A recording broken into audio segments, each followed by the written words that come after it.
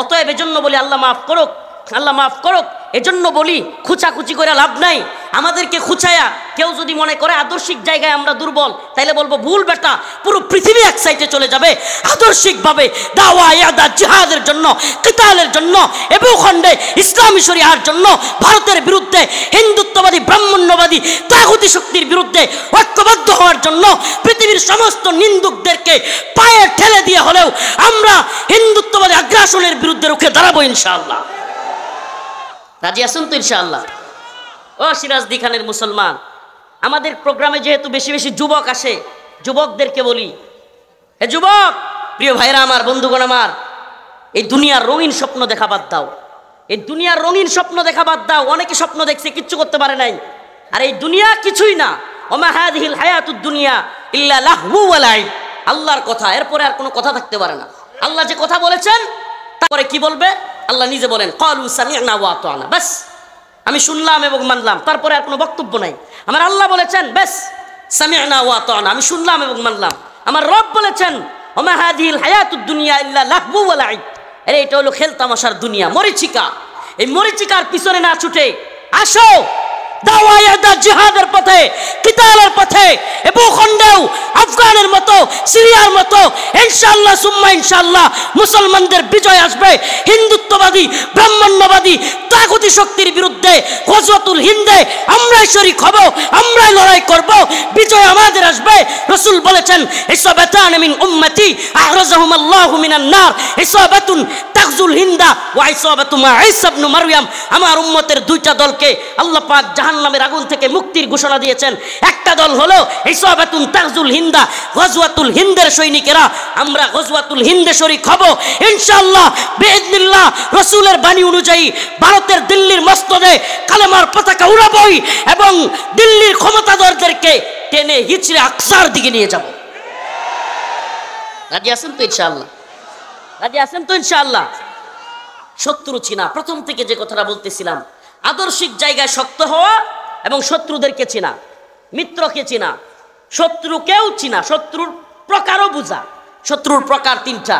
একটা আপনারা দেখলেই ওয়াহাবি, এই সেই মাযহাবি গোরামি, মানে যা মন চায় বলে। একটা বলে কি বলে না। আবার পেট্রো ডলারদের বিরুদ্ধে, মোহাম্মদ বিন সালমানের বিরুদ্ধে এদের কোনো বক্তব্য পাবেন না। বিভিন্ন, আমি দলাদলি যাচ্ছি না, কিন্তু এদের বক্তব্য পাবেন না। এদের কথায় এখনই কান দেওয়া যাবে না। এরা বকাঝকা করবে, কথাবার্তা। কিছু আছে আপনারা হাত পা ভেঙে দিবে, ভেঙে দিছেও, আমাদের ভাইদেরকে মারছেও। কিছু আছে আপনাকে ধ্বংস করতে চাইবে, আপনার ইসলামকে ধ্বংস করে দিতে চাইবে। আমাদের মূল শক্তিটা, আমাদের মেধা, আমাদের শ্রম, আমাদের গাম সব ব্যয় হবে ওদের বিরুদ্ধে, ওদের বিরুদ্ধে। আমাদের মূল ফোকাসটা যদি আমরা ওদিকে রাখতে পারি, আমেরিকার র্যান্ড কর্পোরেশন নামে বিরাট বড় একটা সংস্থা, র্যান্ড কর্পোরেশনের বক্তব্য ছিল এটা যে মুসলিমদেরকে আদর্শিকভাবে যুদ্ধ করে পরাজিত করা সম্ভব না। অতএব কি করতে হবে? মুসলিমদের মধ্যে নিজেদের দলাদলি শুরু করাই দিতে হবে। এই দলাদলি যদি আমরা করাই দিতে পারি, মুসলিমরা এমনিতেই পরাজিত থাকবে। এটাই করা হচ্ছে, বারবার বারবার আমরা দেখতেছি সেই চালাকিটাই অ্যাপ্লাই করা হচ্ছে। প্রিয় ভাইরা আমার, বন্ধুগণ আমার, অবশ্যই অবশ্যই আমাদেরকে আদর্শিকভাবে শক্ত হতে হবে। লাতাজিদান্না আশাদ্দান নাস আদাওয়াতাল লিল্লাযিনা আমানুল ইয়াহুদ ওয়াল্লাযিনা আশরাকু। আল্লাহ পাক যেহেতু বলেছেন আমাদের সবচাইতে কঠিন শত্রু হলো ইহুদি এবং মুশরিকরা। কারা? দেখেন না আল্লাহর বক্তব্যের সাথে মিলান। সুবহানাল্লাহ, আল্লাহ 1500 বছর আগে বলেছেন গোটা পৃথিবীতে এক শতাব্দী ধরে, বিগত শতাব্দী ধরে যে দুইটা জায়গায় সবচেয়ে বেশি নির্যাতন হচ্ছে, একটা ফিলিস্তিন আর একটা কাশ্মীর। দুইটা জায়গায়, একটাতে হলো মুশরিক আর একটাতে হলো ইহুদি। ঠিক কি ঠিক না? আল্লাহ পাক আমাদেরকে ইহুদি এবং মুশরিকদের বিরুদ্ধে ঐক্যবদ্ধভাবে শক্তিশালী হওয়ার তৌফিক দান করুক। প্রিয় মুসলিম যুবক ভাইরা, আখিরি পয়গাম তোমাদের কাছে, চিৎকার করে নয়, আস্তে বলি। আখিরি পয়গাম, যেইভাবে স্বাভাবিকভাবে চিন্তা করতেছেন এই স্বাভাবিক পরিস্থিতিতে থাকবে না, আল্লাহ না করুক। পরিস্থিতি অস্বাভাবিক যে কোনো মুহূর্তে হয়ে যেতে পারে। হিন্দুত্ববাদীদের ষড়যন্ত্র থেমে নেই। এই ষড়যন্ত্র এত ভয়ানক, ভয়ঙ্কর, যে ষড়যন্ত্রে যে কোনো মুহূর্তে মুসলিমদের উপর কাশ্মীরের মতো, ফিলিস্তিনের মতো মেসাকার আসতে পারে। এজন্য বলি, ইমান, হিম্মত এবং শারীরিক ফিটনেস সব কিছু আমাদের দরকার হবে। নিজেদের শক্তিটা নিজেদের পিছনে ব্যয় না করে ওই শক্তির বিরুদ্ধে ব্যয় করার তৌফিক, হিম্মত আল্লাহ দান করুক। চট্টগ্রামের আমাদের ভাই সাইফুল ইসলাম আলিফ তার শাহাদাতের মাধ্যমে অনেকটাই ফুটে উঠেছে, ক্লিয়ার হয়ে গেছে। এ জাতি এর আগে এত বেশি ভারতের বিরুদ্ধে কখনো ঐক্যবদ্ধ হয় নাই। চট্টগ্রামে অ্যাডভোকেট সাইফুল ইসলাম আলিফ ভাইয়ের শাহাদাতের পূর্বে এ জাতি কখনো এতটা ভারত বিরোধী বা হিন্দুত্ববাদের বিরুদ্ধে ঐক্যবদ্ধ হয় নাই। আলহামদুলিল্লাহ, আল্লাহর শুকরিয়া, সাইফুল ইসলাম আলিফ ভাইয়ের শাহাদাত আমাদের চোখগুলো খুলে দিছে।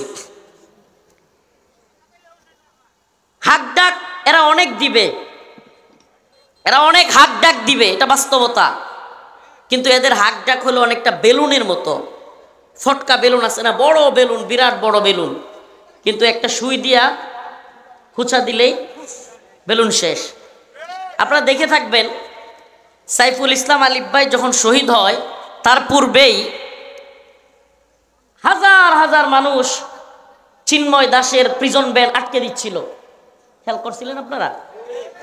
চিন্ময় দাসের প্রিজন ভ্যান হাজার হাজার মানুষ আটকে দিচ্ছে, পুলিশের উপর হামলা করতেছে, সেনাবাহিনীর উপর গিয়ে আঘাত করতেছে। কিন্তু যখন সাইফুল ইসলাম আলিফ ভাইকে তারা দিনে দুপুরে কুপিয়ে শহীদ করে দিল, সাথে সাথে বীর চট্টলার মুসলমান, সারা দেশের মুসলমানরা গর্জে উঠল, বীর চট্টলাবাসীও গর্জে উঠল।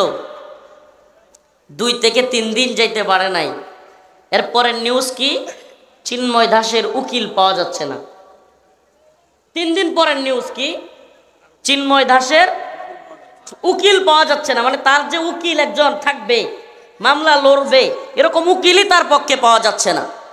প্রিয় ভাইরা আমার, কি অবস্থা করলো, হাজার হাজার জনগণ চিন্ময় দাসের গাড়ি আটকে দিবে, প্রিজন ভ্যান থেকে তাকে জোর করে নিয়ে আসবে, পুলিশের উপর হামলা, সেনাবাহিনীর উপর হামলা, আর কি একটা এলাহি কাণ্ড। কিন্তু যখনই মুসলিম জনতা গর্জে উঠল, বীর চট্টলার যুবকেরাও গর্জে উঠল, সাথে সাথে এদের বেলুনের ফটকা একেবারে ভ্রষ্ট হয়ে গেল। আসলে মুসলিমরা ব্যতীত অন্য যারাই আছে এদের অন্তর হলো মুর্দা, ইমানদারদের অন্তর হলো জিন্দা। তে মরারা কি, নেত্রকোনার ভাষায় বলবো, মরারা কি জেতার লগে পারবো? হ্যাঁ, মরারা কি জেতার লগে পারবো? মৃতরা জিন্দাদের সাথে পারার কথা না। কিন্তু আমাদের দরকার কি, ওই ফ্লোটা, ওই প্রথম যেই স্ফুলিঙ্গটা বা ওই যে সুইটা নিয়ে কে যাবে, ওই সুই নিয়ে কে যাবে? আইদু লাহুম মাস্তাতাতুম মিন কুওয়া ওয়া মিন রিবাতিল খাইল তুরহিবুনা বিহি আদুওয়াল্লাহি ওয়া আদুওয়াকুম। এদের অন্তরের ভিতরে কম্পন ধরানোর জন্য ওই সুই নিয়ে প্রথমে কে যাবে? আল্লাহ পাক বলেছেন, তোমরা শক্তি অর্জন করো, কুওয়াত অর্জন করো। তুরহিবুনা বিহি আদুওয়াল্লাহি ওয়া আদুওয়াকুম, তোমাদের শত্রু এবং আল্লাহর শত্রুদের অন্তরের মধ্যে ভয় তৈরি করে দাও। এখন এদের অন্তরে ভয় তৈরি করবো তো দূরে থাক না, আমরা নিজেরা ভয় তৈরি করি। আল্লাহ আমাদেরকে মাফ করুক। সাহাবায়ে কেরামের জিন্দেগি কেমন ছিল? সাহাবায়ে কেরাম আশিদ্দাউ আলাল কুফার রুহামাউ বাইনাহুম, তারা ছিলেন কাফের মুশরিকদের বিরুদ্ধে শক্ত। রুহামাউ বাইনাহুম, নিজেরা নিজেদের মধ্যে ছিলেন নরম। অথচ আমাদের অবস্থা পুরা উল্টা। আমরা দুর্গাপূজা আসলে মন্দিরের দারোয়ান আর টঙ্গিতে গিয়া পালোয়ান। কি আশ্চর্য! দুর্গাপূজায় মন্দিরের মূর্তির দারোয়ান আর টঙ্গিতে গিয়া, হওয়া উচিত কি ছিল, টঙ্গিতে দারোয়ান আর কাফের মুশরিকদের বিরুদ্ধে পালোয়ান। রাসূল সাল্লাল্লাহু আলাইহি সাল্লাম এবং তার সাহাবায়ে কেরামের ব্যাপারে আল্লাহ পাক এটাই বলেছেন, মুহাম্মাদুর রাসূলুল্লাহ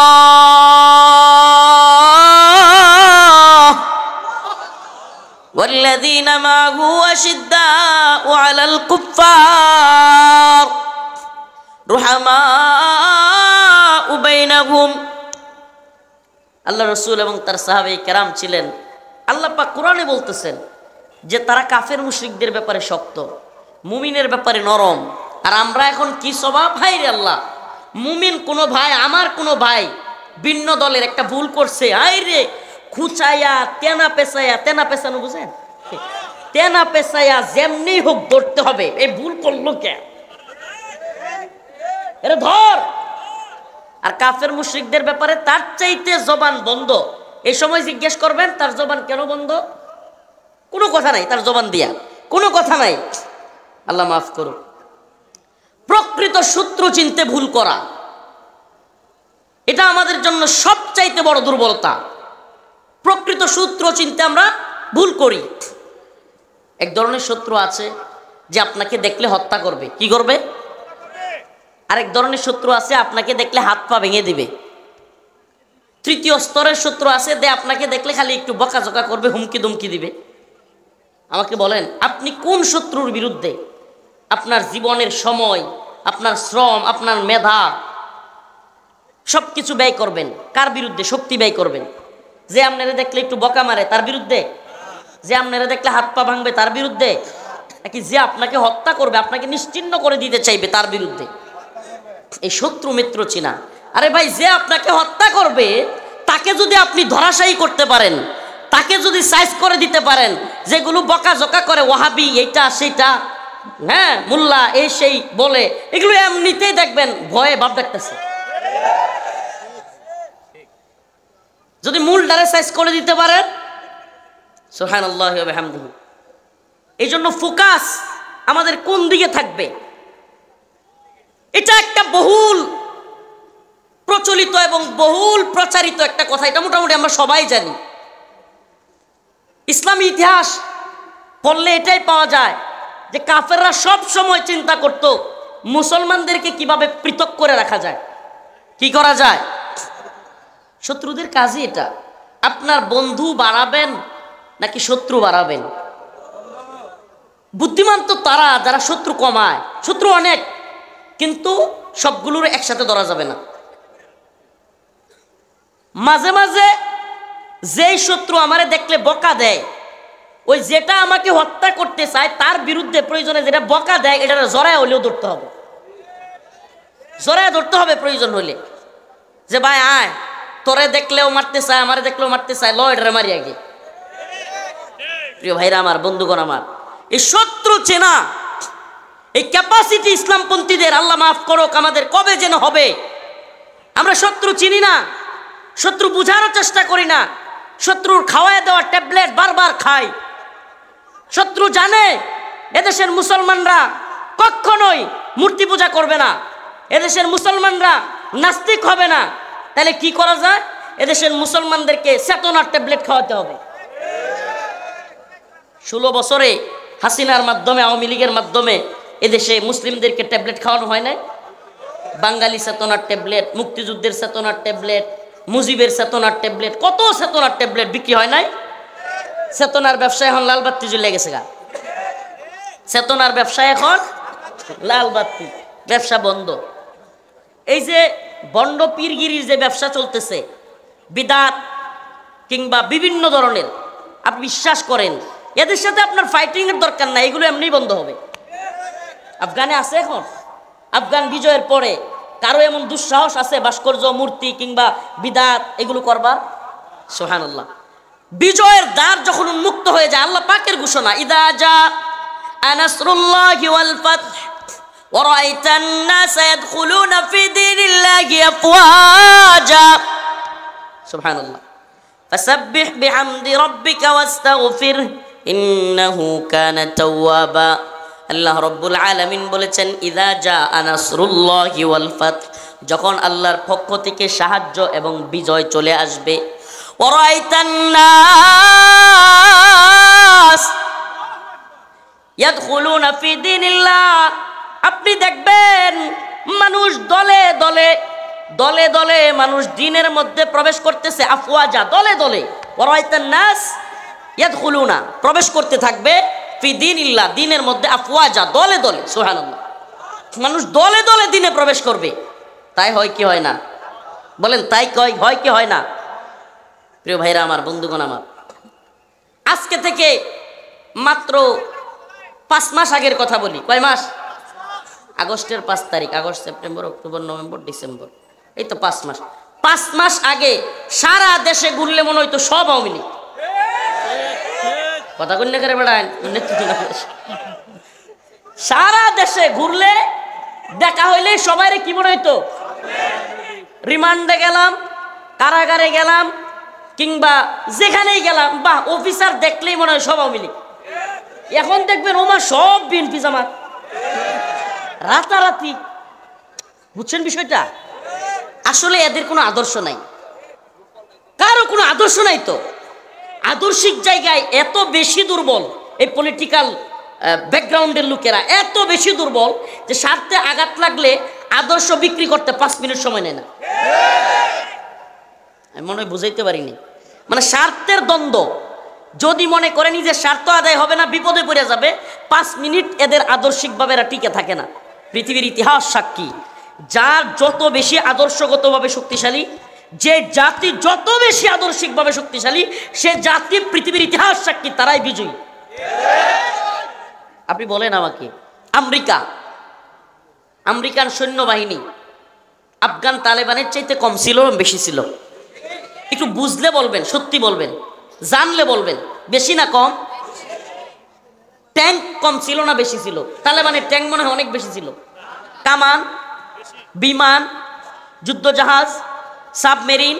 তালেবানদের তো সাবমেরিন নাই, বিমানও ছিল না, যুদ্ধজাহাজ ছিল না, এরপরে আরো কত কিছু, যেটা ড্রোন, অ্যাটাকিং হেলিকপ্টার, কিছু না। আমাকে বলেন, কোন কারণে তালেবানরা এত বড় পরাশক্তির বিরুদ্ধে, শুধু আমেরিকা না তো, নেটো জোট গঠন করে, নেটো জোট সম্পর্কে, এটা তো ঢাকা শহরের আশপাশে যেহেতু সচেতন মহল, সচেতন সমাজ, নাগরিক সমাজ, তো ওই বিবৃতি দেওয়া সচেতন নাগরিক না, বা বিশিষ্ট নাগরিক যেগুলো আছে, গান্ডু, এগুলোর কথা বলতেছিলাম। আপনারা সচেতন আলহামদুলিল্লাহ। তো এই সচেতনতা থাকলে এতটুকু বুঝবেন যে আফগান তালেবানরা এই নেটো জোটের বিরুদ্ধে, এই সর্বনাশ, 48টা রাষ্ট্রের একটা জোট, ফ্রান্স, জার্মানি, ইতালি, কি বলে আমেরিকা, ব্রিটেন, সমস্ত এত বড় বড় বড় পরাশক্তিগুলো একত্রিত হইয়া আমেরিকায় আইসা শেষে নাকে খত দিয়া সাইরা দেমা কান্দাবাসী বাপ দাইকা বিদায় এলো। যেই আমেরিকা, যেই ব্রিটেন বা যেই নেটো আফগানিস্তানে আসছিল, কি কারণে, কি বলছিল?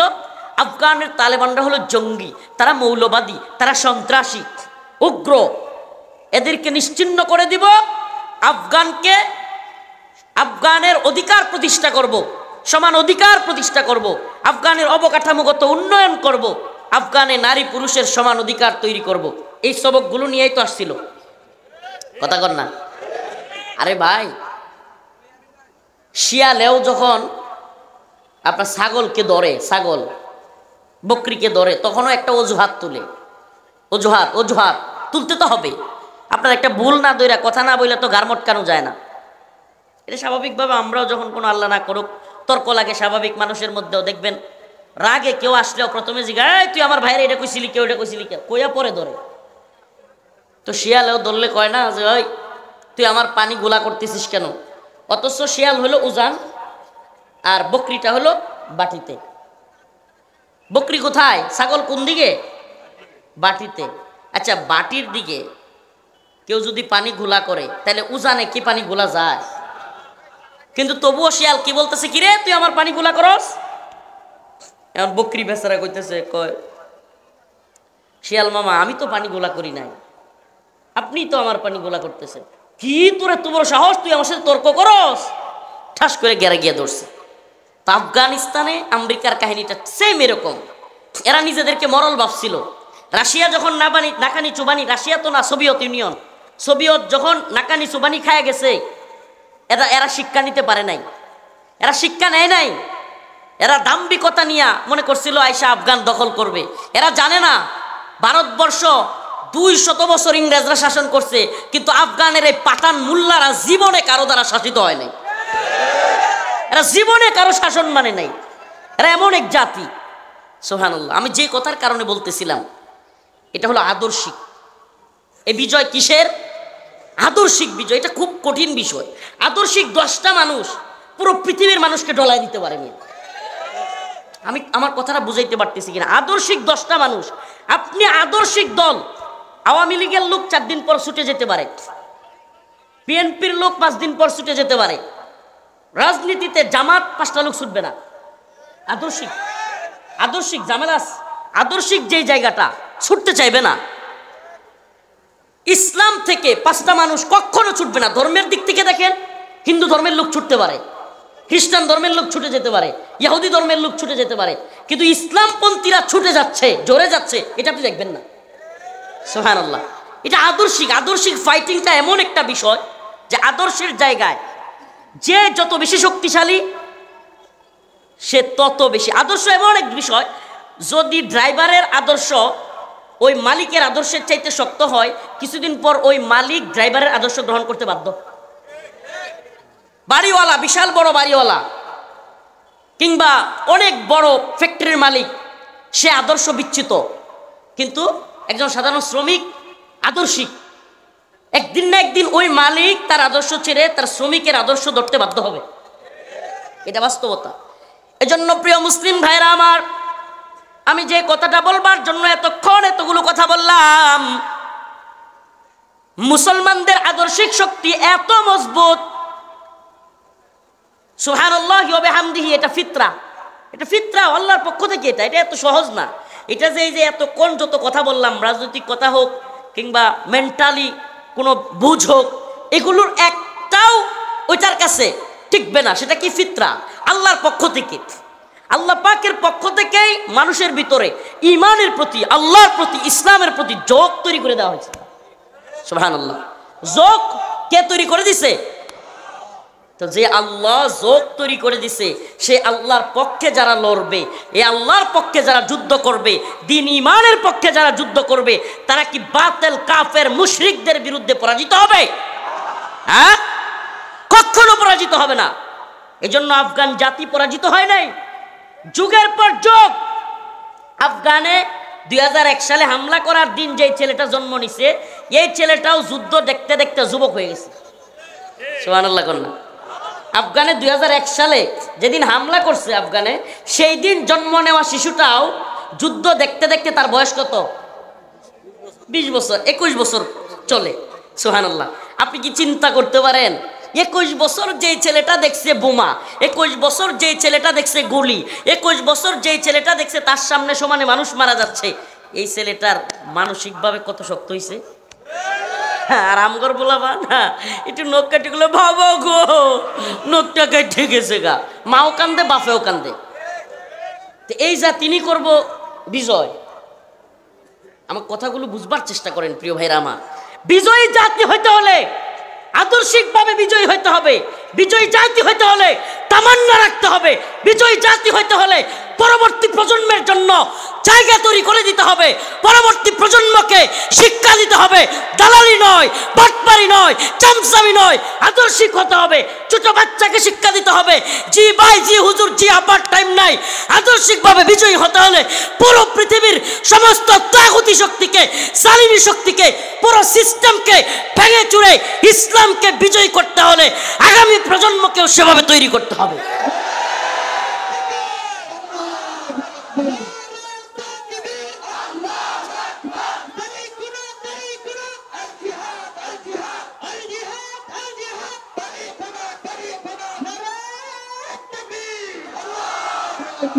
আদর্শিক বিজয় এত সহজে আসে না। মুফতি সাখাওয়াত হোসেন রাজি হাফিজাহুল্লাহ কারাগারে গিয়েছেন। এখন ওনার মাও কান্দে, ওনার স্ত্রীও কান্দে, বাচ্চাও কান্দে।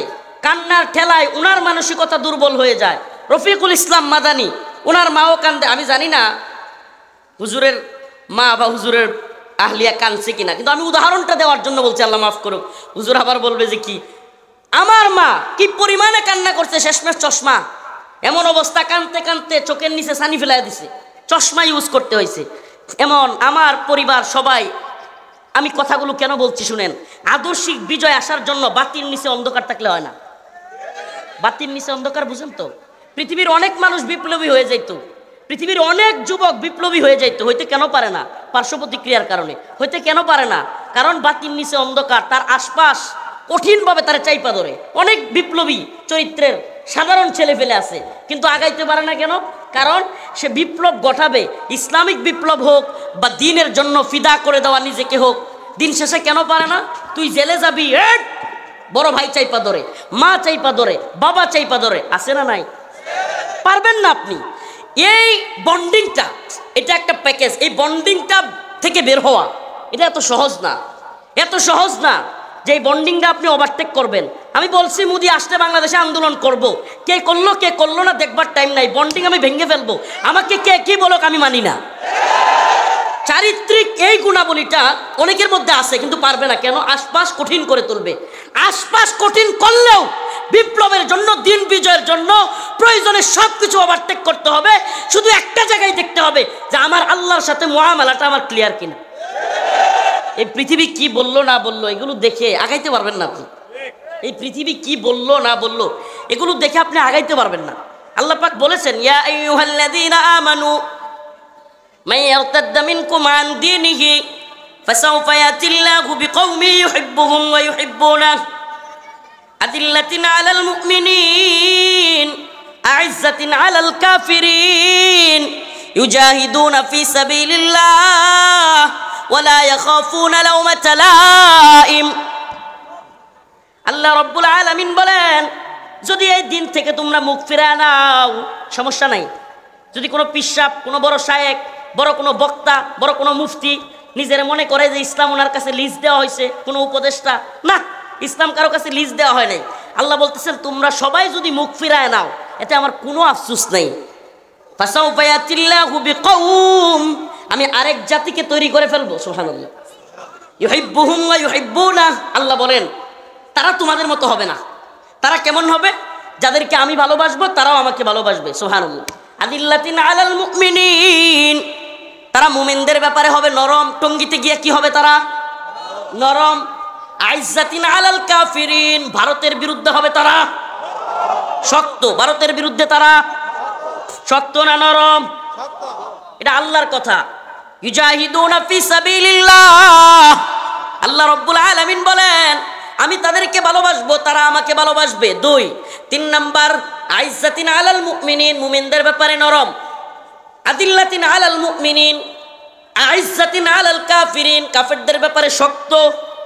ইউজাহিদুনা ফি সাবিলিল্লাহ, তারা আল্লাহর রাস্তায় কিতাল করবে, জিহাদ করবে। নাম্বার 6, ওয়ালা ইয়াখাফুনা লাওমাতা লাইম। সুবহানাল্লাহ। কোন নিন্দুকের নিন্দার পরোয়া তারা করবে না।